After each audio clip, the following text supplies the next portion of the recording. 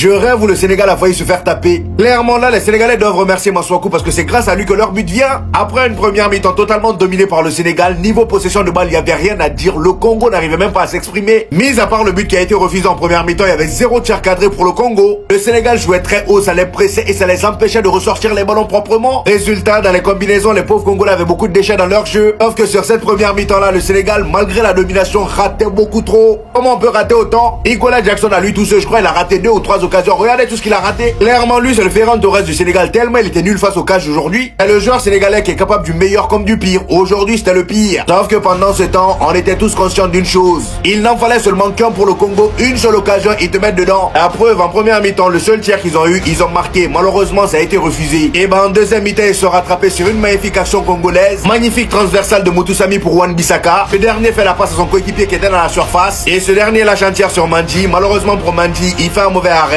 Bakambu était là pour remettre dedans. Voilà. Un but partout, ça rigole pas, je vous ai dit. Là, clairement, ce match nul là arrange le Congo. Le Sénégal, ils sont en danger. Parce que pour la dernière journée, il va falloir vraiment taper le Bénin, sinon ça va être compliqué. Le Congo, eux, ils vont jouer face au Botswana. Et c'est sûr et certain qu'ils vont les tabasser. Et étant donné que eux, ils sont derniers. Les Congolais, je crois que vous allez jamais réussir à battre le Sénégal, c'est pas possible.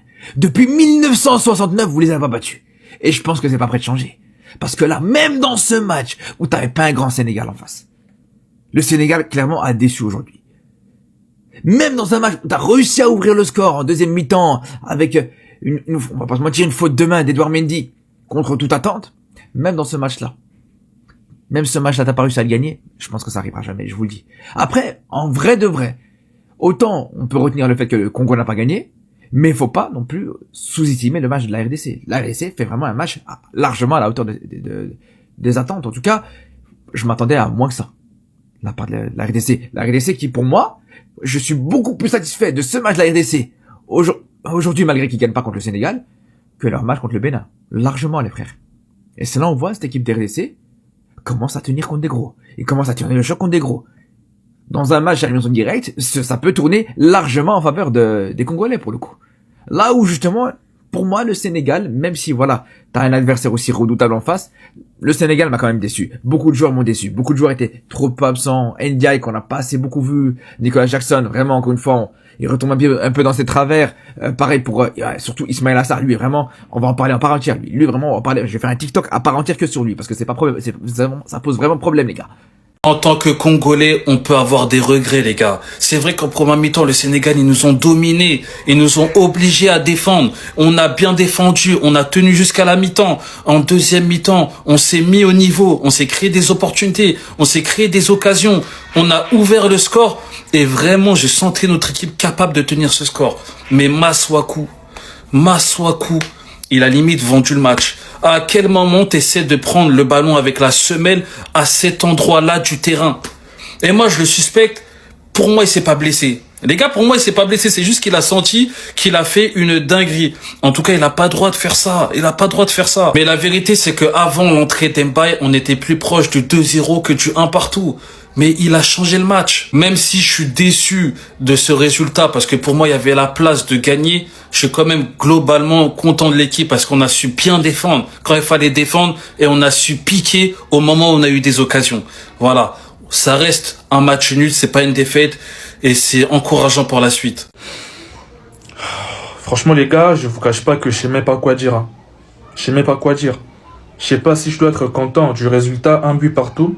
Je sais pas si je dois être content parce qu'on a évité la défaite ou je sais pas si je dois m'énerver en mode comment on a fait pour encaisser ces buts. Comment on a fait pour prendre ces buts là. Comment. Je sais pas si je dois péter un câble, si je dois m'énerver, si je dois être en mode content. Je sais pas en vrai des vrais. Même si on va pas se mentir, c'était un match équilibré de la part de deux équipes. Le Sénégal a répondu présent tout comme la RDC aussi. Je pense que c'était un match équilibré. Mais les gars, je m'en remets toujours pas du but qu'on a concédé les gars. Le but du Sénégal, comment on a fait pour prendre ces buts? Comment en fait? Les gars, jusqu'à présent, je sais pas. Sans ces buts, sans cette erreur monumentale, je vous dis qu'on allait gagner ces matchs.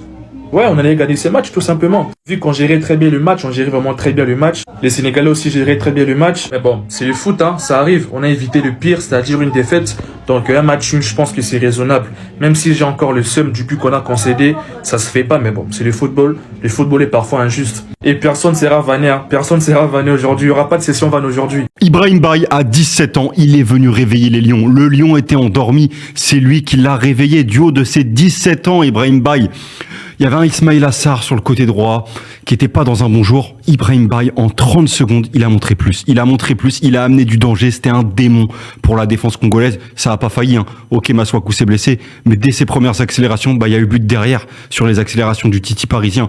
Il a montré sans complexe une entrée où vraiment, ok, j'ai 17 ans, je rentre, je dois faire la différence, pas de souci. Pas de souci, il s'est posé zéro question, Ibrahim Baye.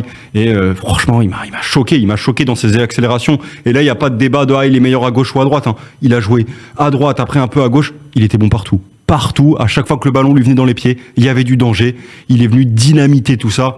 Et pendant la CAN, on ne sait pas, ça peut être une surprise, ce très très jeune Parisien et Sénégalais, parce que s'il montre des choses comme ça face au Congo, je pense qu'il est capable de le faire contre d'autres belles sélections.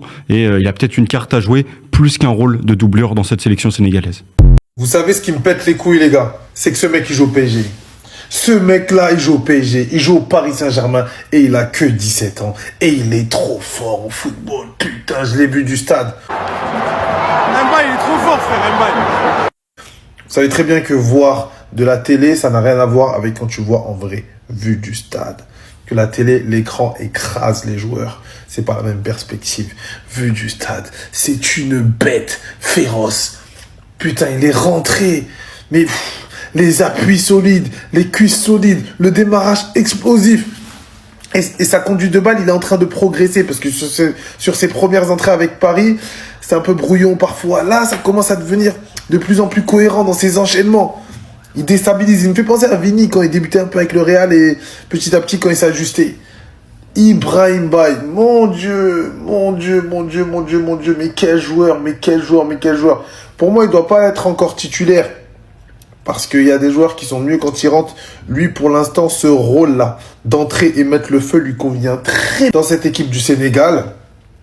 Et dans cette compétition, il va faire très très mal parce qu'il joue vraiment son complexe avec des accélérations, des changements de rythme tranchants, décisifs encore aujourd'hui. Les gars, c'est très fort. Cette image, elle représente vraiment le match d'Ismaïla Sarr, les gars. Regardez comment Koulibaly le regarde. Il est désespéré, il n'en peut plus. Il t'a raté trop de situations. Et quand je vous dis des situations, c'est des vraies occasions qui peuvent finir au fond.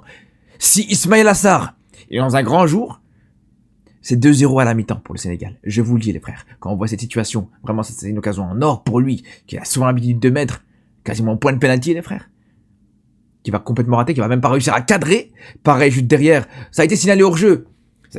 Mais ça aurait été validé parce que c'est Touanzebe, le défenseur central congolais, qui lui rend le ballon. Donc, il n'y a pas du tout hors jeu.